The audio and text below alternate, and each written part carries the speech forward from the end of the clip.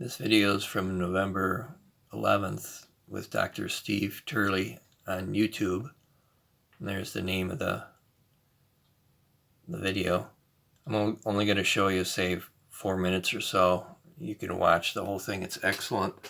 It's about 13-14 minutes long on YouTube.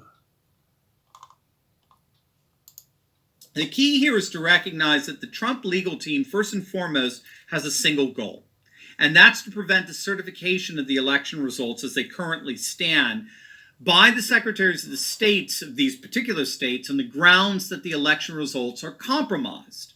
And they're compromised by at least three factors.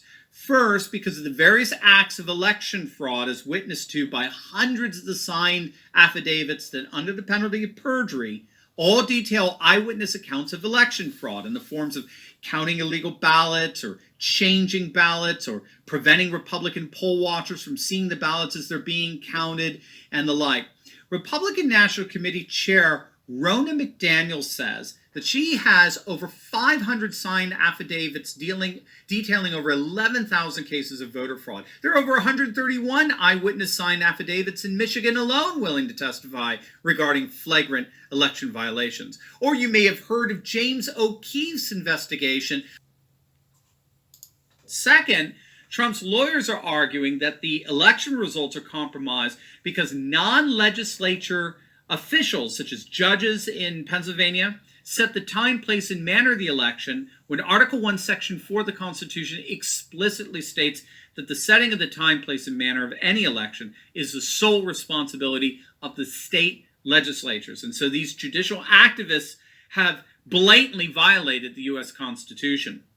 And thirdly, Trump voters have been disenfranchised by ballot machine glitches and malfunctions, such as the more infamous ones coming out of the Dominion voting systems, which have demonstrably changed thousands, if not tens, perhaps hundreds of thousands of votes that were originally cast for Trump over to Biden. So affidavits, unconstitutional decisions, and disenfranchisement are the three main arguments being used to stop the certification of these results. And by the way,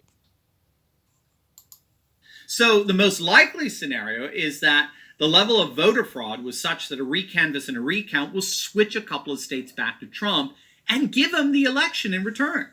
But that's not the only thing that the Trump team has in mind to win this. The best is yet to come.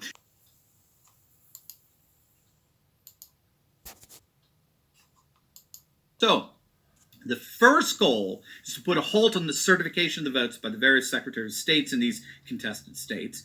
And the second goal is to either flip the state by virtue of recanvassing and recounting, which will purge the fraudulent votes from the total and turn the state back to Trump, or to get the courts, the Supreme Court ultimately, to invalidate the vote in these states.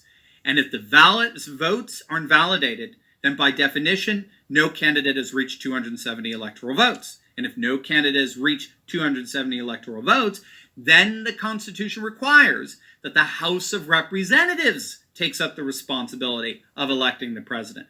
And when that happens, I don't know if you know this, but every state gets one vote. There are delegates that are sent to represent each state in the House of Representatives. And everyone gets one vote. California gets one vote. Rhode Island gets one vote from the delegates.